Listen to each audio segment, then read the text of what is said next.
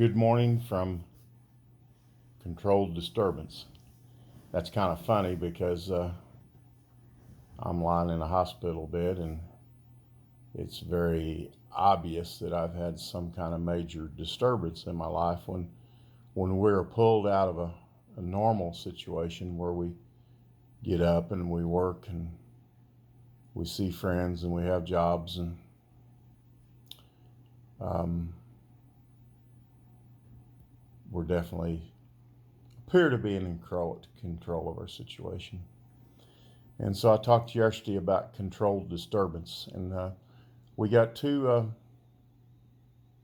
parallels going on here. One is connecting animals back to the land, people back to the land to make health. That's what we do. That's what we help people do.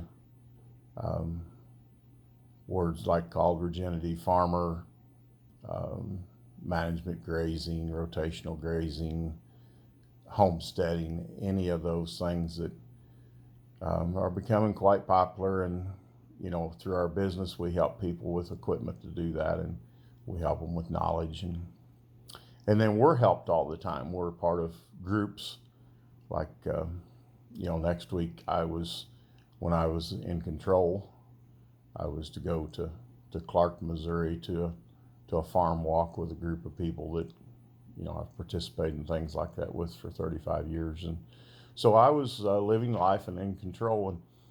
But let's think about the word controlled disturbance, the two words, the phrase controlled disturbance. The first thing that all of our minds come to when we use those two words is we would go to the disturbance. Oh my. Most of us don't like being disturbed. Most, fields, animals, if they could, my friend Joel Salton always talks about, a cow. I think Jim Garish used that also, but a cow is given every gift she needs from God to know how to be a cow. She's in control of that. And she doesn't really want to be disturbed by you because your disturbance is going to cause her to do things that are maybe going to make you money. Like, you're going to desire to have her have calves, or if she's a milk cow, you're going to disturb her twice a day and you're going to take her out of her normal. And so it is with us when we hear the word disturbance. If I told you I was coming by your house later and I was going to disturb you, most of you would call the law. Those that know you might, get a steak or something. But the word disturbance doesn't sound good. But we talked about yesterday, in order to have new life, the soil has to be disturbed, or the thatch that's on the forest floor has to be disturbed, or, something has to go through a disturbance in order for life to happen. If we let our lives in control of all the things that was going to disturb us, that sounds like a good goal, but we would never change and bring about any new life. And my stepfather always told me that there wasn't any new wealth, and I don't think he was talking about money. Wealth in his ideas was, happiness or having a good crop or whatever. He was a farmer, but he said there wasn't new wealth come from anywhere except from the earth. And he said that if you drilled oil and got oil, that was new wealth. That was the beginning of something. If your cow had a calf, that was new wealth. If you raised a crop in a field, that was new wealth. If you planted a garden, that come from the soil, that was new wealth. And he said all the rest of the wealth that circulates in the world has just been buzzed around so much that it becomes filthy. And I think we see that with governments, with churches. They get in existence for a certain length of time, and sometimes there's no life to them. So if we're seeking for life to happen, it comes from the earth, according to him, and he did point out to me that there would never be a government on this earth that would figure this situation out. They would think that they could just create wealth from other forms than hard work. And I think that's plaguing our whole existence today is most people feel entitled and they don't care how, but something needs to happen for them. But if I told you I was going to disturb you, or there was going to be a controlled disturbance, you would worry more about the disturbance than anything else. But I think the important thing that starts to change in a regenerative farm or in the regeneration of a life that needs newness brought to it is it's going to be the control. And the part that's going to experience the life has to learn how to relinquish that control. For a child that's lived at home and is getting ready to go to kindergarten or preschool, and they've lived in a certain area and done a certain routine, and then all at once something new routine comes in the form of going to school or whatever, they're going to feel like they're out of control. That first few steps away from mom's yard is going to feel like they're walking off a plank, surely to never return again. And I think all of us had that feeling when we were young. And so we try to overcome that by pretending we're in control. And in all reality, since God created us in the garden, we were in control then. And through choices, bad choices, the first Adam caused us to become out of control, caused us to not know the certainty of tomorrow.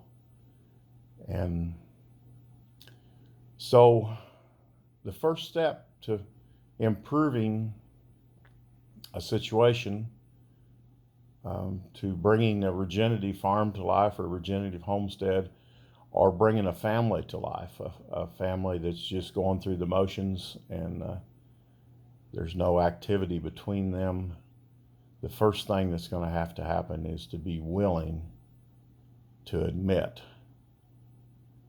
that my life is out of control. That field out there that's overgrown with thorn trees and nobody's really successfully cared for it for about 30 years.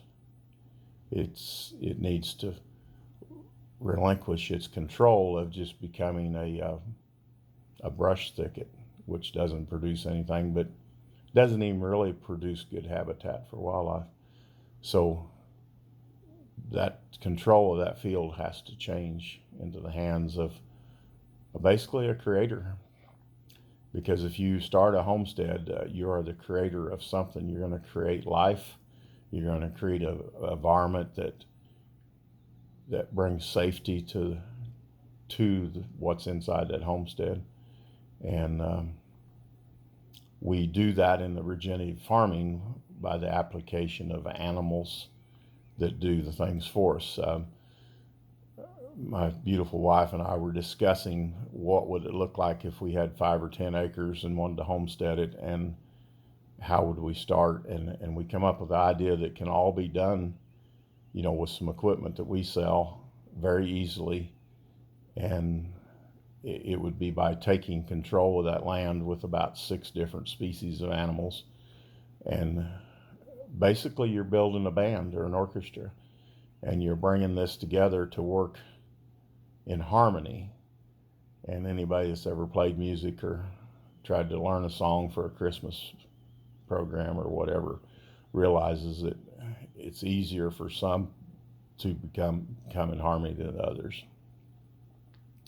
But there's really not life coming from that project until there is some kind of harmony brought about. And so I want you to think about today, if this is applying to your life or if this is applying to your farm, your homestead, your marriage. I want you to think about giving up control. And you don't have to be fearful of that, because the control is going to be given up to someone with far better plan and more knowledge than you have in the case of God's world. When we admit that we are powerless and out of control, then we relinquish that control to what our Creator, what our Heavenly Father, Jehovah, God, what He has for us. And so instead of dwelling on, oh my gosh, there's a disturbance happening, let's look forward to getting into harmony by letting go of the control and admitting that we need to make changes. And that's where we would start on a homestead is, we always look at the perimeters. So we try to secure the situation. We make sure that no animals could leave the homestead, and we make sure that no predators can come in that would harm the homestead. And so depending on where your life is, what situation you're in, the first thing to releasing that control is getting somebody to help you set perimeters. And because any work that we would begin inside those perimeters is going to be destroyed if we don't build the perimeter first. So it sounds like tomorrow we might be talking about perimeters. And good Lord willing, I believe I've got a couple weeks of just having a hospital wall in my background, so I got nothing else to do than try to let Him speak through me. So, controlled disturbance. We're on our journey to regeneration, to new, to life. So, Reverend Hank here from Controlled Disturbance, wishing that you were having this good of a day.